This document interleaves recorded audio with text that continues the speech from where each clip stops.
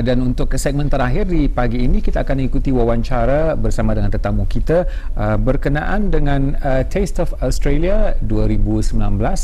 Ini merupakan kali ketiga ya pihak embassy dari Australia mengadakan Taste of Australia di Brunei dan ia akan berlangsung selama 1 hari dan akan mempamerkan makanan serta masakan dan juga minuman daripada negara Australia. Dan kita cukup berbesar hati pada pagi ini bersama kita tetamu kita. We would like to introduce to you our guest for this morning. On the left beside Munirah is Miss Jo McIntosh, the Second Secretary at the Australian High Commission. Good morning, Miss Jo. It's nice to see you again. Good morning. Thank you for having us back. Yeah, and of course, dan di sebelah kanan saya, food blogger yang cukup terkenal, Mr. Tanis Lim. Alright, selamat datang ke Rampai Pagi. Welcome. Alright, just before we continue, I did mention a few moments earlier on.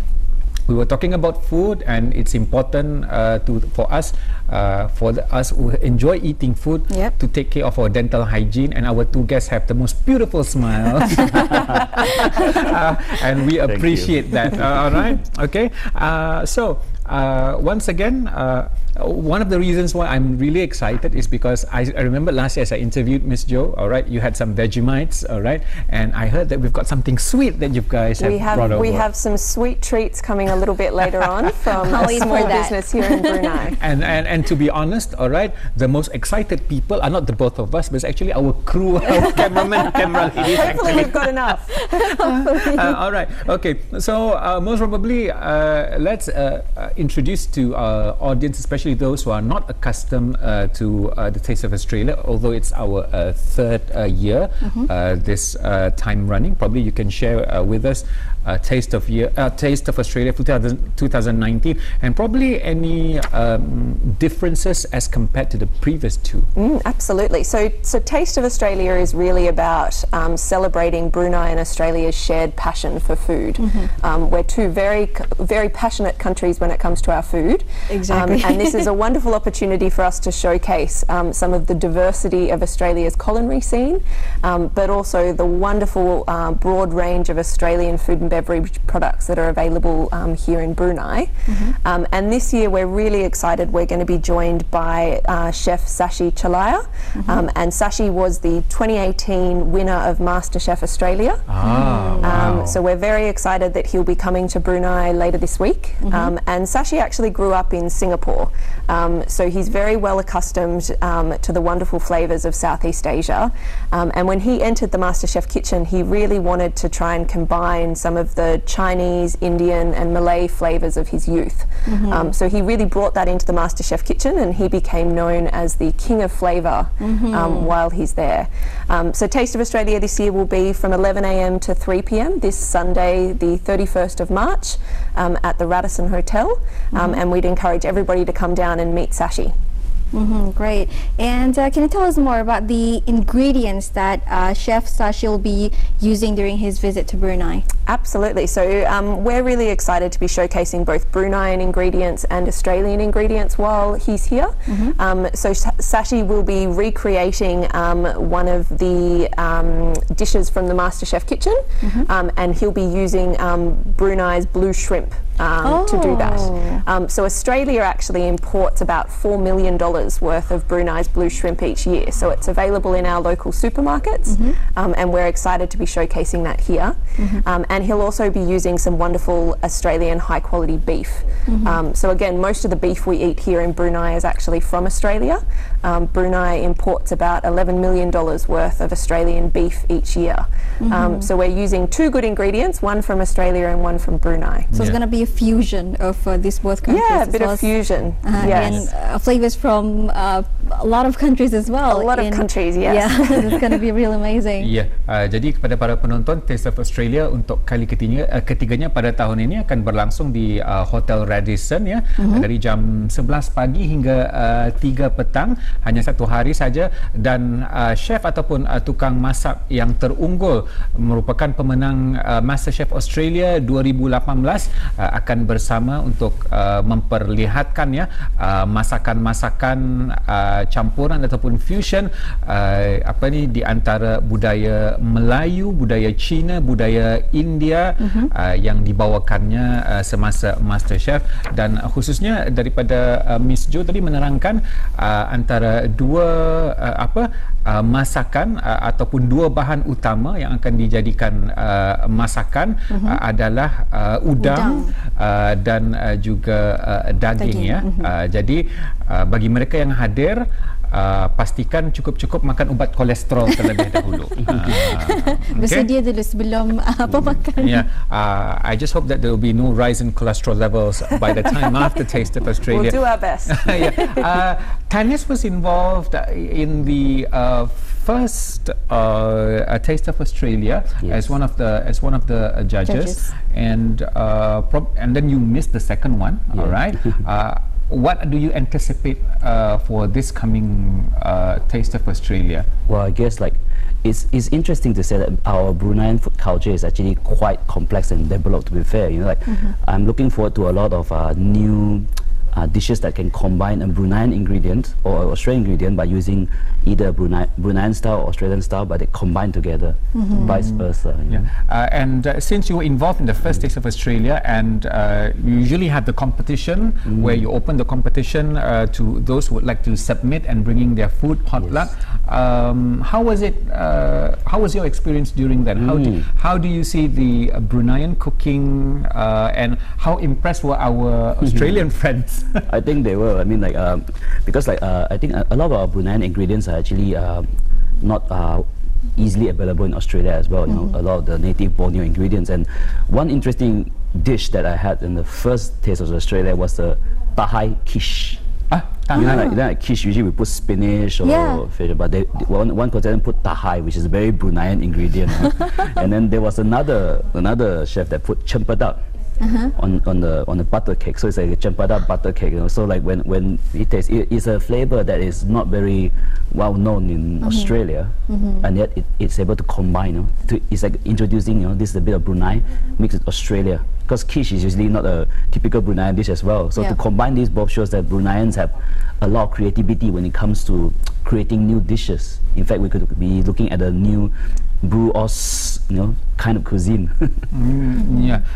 Miss Jo, we do know that Australia is also definitely, it's a huge country, it's a huge continent together with it's very multicultural country. Brunei also have its fair share of Malay races with Indian and Singapore. Malay, Indian and Chinese, excuse me. Is it similar to the Australian version of multicultural society? Are the Malay, Chinese, Indian of Australia similar to Brunei, or are there any differences?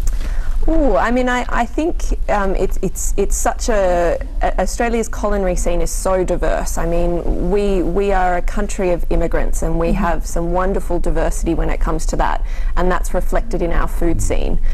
So if you go to any city in Australia, you will find Malay cuisine, you will find Chinese cuisine, you will find Chinese cuisine from different areas of China. You will find Italian, you will find Lebanese, you will find such a wonderful diversity of restaurants, which is one of the things that I love about Australia, is that you can decide on a cuisine one night and definitely find it. And I think that's what inspired Tanis when he was studying in Australia, was the diversity of food that was available there. You get exposed to so much different varieties of culture and all that, and then you can actually learn a lot from them. Even by going out to taste different food in restaurants, you can learn so much from them already. All right. Now, Tanis, you are a food blogger, or probably a vlogger. Enthusiast. Food enthusiast, all right.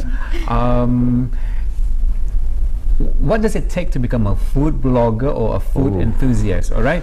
Do Do you enjoy eating more? Do you enjoy cooking more? I enjoy both, I think, but of course, like I enjoy the cooking as well. I mean, part of enjoying food is to be able to create it itself and understanding the ingredient, and even the history behind the particular dish. How was this dish created? What was the story behind this? And you know, when you taste it, it gives more meaning to the food as well. So being able to cook and being able to enjoy the food as well is best of both worlds combined. I understand there are some people who don't really cook, but they enjoy food as well. But I personally like to do both. All right. Okay. Now, as mentioned, all right.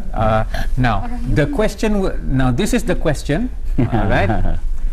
Okay. 4 aning yang kena sediakan ke? Mesti kami berbagi dengan cameraman sama cameraman. All right. This is the ice cream that we were talking about. All right. So, I'm probably Miss Jo, you can probably share with us what sort of ice cream do we have so here? these are made by a small business here in Brunei that was inspired to start their business after they visited Australia. They visited Melbourne, and so they're now making popsicles, and they've very kindly made 4 flavours for us to be giving away as free giveaways this Sunday at the Taste of Australia Food Fair. So the one you're holding there is called fairy bread.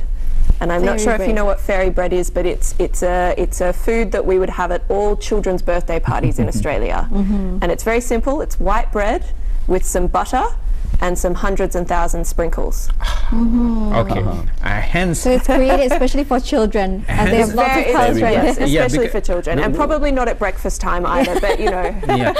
And when it comes to birthday parties, all right, you can't omit sprinkles. So that's why there's the sprinkle. And then this one here, this one is Milo. So I mean, a Bruneian favourite that is actually Australian, Milo, and we also have smashed avocado.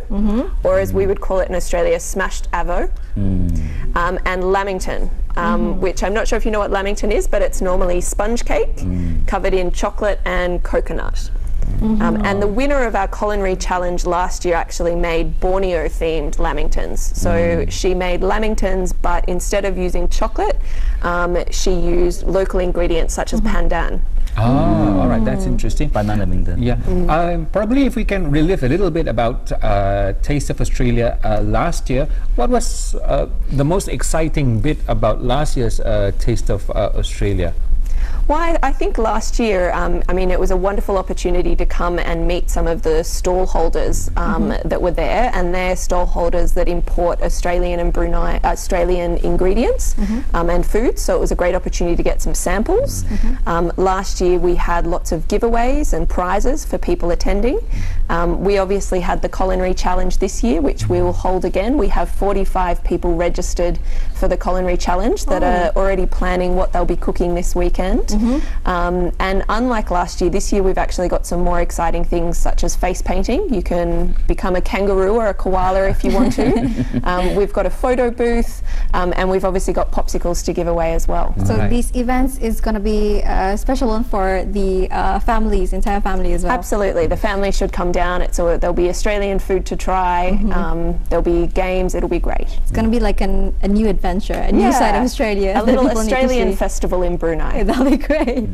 Okay. It still puzzles me how much vacancy or emptiness you have in your tummy to take all of the food that people bring in, especially for the judges. Yes. I think we'll need to fast the day before. Yeah. So Tanis and Sashi will be trying 45 different dishes that have been entered into the competition, so they won't need breakfast that day. Oh my goodness me. All right. Okay. Tanis. All right.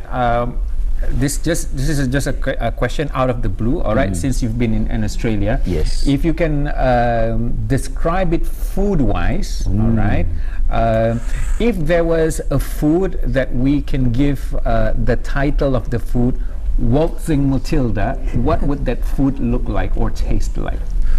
Waltzing Matilda. I'm sure that's I don't know. I don't know what Miss Jo would have in mind if the food was entitled Waltzing Matilda. What should it look like, or what should it taste like? Probably let's have Tanis. Waltzing Matilda. First of all, what's Waltzing Matilda? It's one of our national songs. But I think, I mean, what would be the quintessential Australian food? There would be things that they're not very complex, but things like meat pie is very Australian, sausage roll, the pavlova, the lamington. Tanis, what are other ones that you liked when you were in Australia? I don't know, just like I like a lot of the ingredients in general. I mean, what I like about Australia is that there is not really a fixed dish. You know, like you go to Australia, you can eat different parts of African food, Asian food. You know, and then they combine it. It's very, like what they say, is a country where a lot of immigration happens. You know? And it was interesting talking to the chef that came last year, Chef Todd, and he really said that Australia really doesn't have our own cuisine. What we've done is we've fused the cuisines of our multicultural society into what we call modern Australian now, and it really is a fusion of all the different cuisines that we have in Australia. And recently, I think when I was in Australia, we tried something that's really interesting. That was they're starting to go back to the roots of Aboriginal cuisine as well, foraging in where they start what you call it, sustainable dining, where they try to find food that's easily find in the forests and jungles of Australia, and it's quite exciting to see all the exotic ingredients being used. Okay. And since you're going to be a judge for the culinary challenge, maybe some of our audiences are among those going to participate in it. So what exactly are we looking for? I think, of course, it has to taste good. Taste good, and of course, one thing is of course the creativity of fusing Australia and Brunei. We're looking for creativity, and that usually is the one that gets a lot more marks. But of course, you have to taste good. If I remember, if I remember from the 2018 Taste of Australia, are there any like rules or regulation that it must at least have one or two Australian and Brunei ingredients fused? Is it the same this year? So this year we've done pre-registration, so we've got 45 people registered, and they need to make a dish that combines an Australian and Bruneian ingredient or flavour. So I know, Tanis, I think last time you were the judge, one of the winners was a lemon meringue pie. And in the pie part, they had actually used salted egg. And in the meringue, I think that they had also used local lime, like kaffir lime or limau kapas or something. So we're kind of looking somebody as Tanis said before, to do a bit of a Bruoz fusion invention. That's so great. I think the most amazing part of fusion food is that the element of surprise in it. Yes. That something that new, you didn't expect. The creation of something new, breaking all the traditional cooking expectations, and then venturing to new horizons. That's what we're looking for. Okay. And I wonder, with the Australian community like yourself, Ms. Jo, how accustomed are you now to Bruneian cooking? Oh, good question. Can you eat ambu yet? I was about to say I haven't tried ambu yet. You should. And I haven't tried durian yet, but I'm very much enjoying living in Brunei and the diversity of food that's available here. All my guests that come to visit, I love to take them to the night market and to get them to try different things. But no, I do need to try ambu yet before I leave. So what are the Bruneian foods that you like so far? Well, I mean, I really like satay. That's probably a favorite. It's a favorite of my family when they come to visit as well. I really love all of the noodle dishes that Brunei has. I love the soto. Soto. Yeah, I mean, it's wonderful food here, and you have wonderful ingredients available, so it's lovely. Great. Okay, it's definitely exciting thinking about food. I think there's lots of our audiences right now just thinking what to eat for lunch later. Maybe they can try and research about more Australian food they could try for lunch today. Okay. Maybe Tanis, probably what would you be expecting this coming Sunday? Well, definitely lots of food, lots of eating, and of course I have a huge faith in the Bruneian creativity. We're definitely going to see something new this year. All right. Okay. Even more groundbreaking than last year, maybe. So 45 pre-registrations have been made. Is the registration still open? No, we've unfortunately had to cap registrations because we weren't sure that Sashi and Tanis could eat any more than 45 different 45 meals. dishes is a Are you lot. opening pre-registrations for extra judges? We're not, but the public can actually vote. So there's a popular vote, the Tanis and Sashi will be judging, but there's also the People's Choice Award. So we're encouraging people to come along, and they will get to try all 45 dishes and vote for a winner from the public. What will be the prizes for this upcoming Taste of Australia for those who are joining the competition? So we've got some really great prizes this year. So our overall prize for the Culinary Challenge is actually 2 return tickets to Brisbane, thanks to our taste partner Royal Brunei. So they'll be starting. Should have registered. I should have registered too. So Royal Brunei is starting flights to Brisbane in June, which we're very excited about. And we've also got food hampers from our sponsors. We've got gift vouchers for a range of places in Brunei, and that's just for the cooking competition, but for the public we're also going to have giveaways and lucky door prizes of things as well. So just like last year, will we be seeing some more Australian products this time around? Absolutely. So our chef in Australia, Chef Sashi, will be bringing along a few different Australian ingredients to use. So one of them will obviously be the Australian beef, but we're also going to be using Australian honey and a few other interesting ingredients. All right, okay. It seems really interesting. Now, just once again, sekali lagi, Taste of Australia akan berlangsung pada hari Ahad ini, 31 Mac, berlangsung di Radisson Hotel Bandar Seri Begawan dari jam 11 pagi hingga 3 petang, dan kita akan bersama dengan tukang masak yang memenangi MasterChef Australia 2018, Chef Sashi, yang juga akan membawakan beberapa bahan-bahan eksklusif daripada Australia, dan juga bersama dengan Tanis akan menjadi juri bagi perlawanan ataupun pertandingan masakan yang akan berlangsung. Ada 45 pendaftaran yang telah pun mendaftar ya, dan jadinya akan ada 45 jenis masakan yang akan disajikan untuk dipertandingkan. Seperti mana kata Puan Jo tadi, pemenang akan memenangi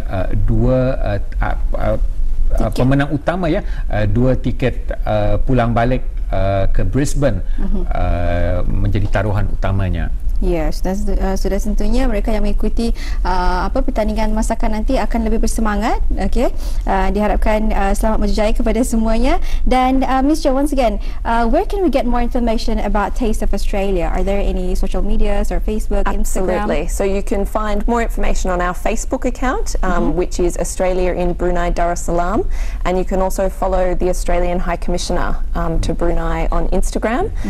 She's at duta.aus.bn. And come along on Sunday from 11 till 3 at the Radisson Hotel. Tanis, probably you can share your food blog with the audience, so probably our Bruneians can have a view of your food blog. Well, my blog is tanislim.com, tanislim.com, or you can follow me on Instagram on tanislim, where you can follow my coverage on the day itself as well. All right, okay.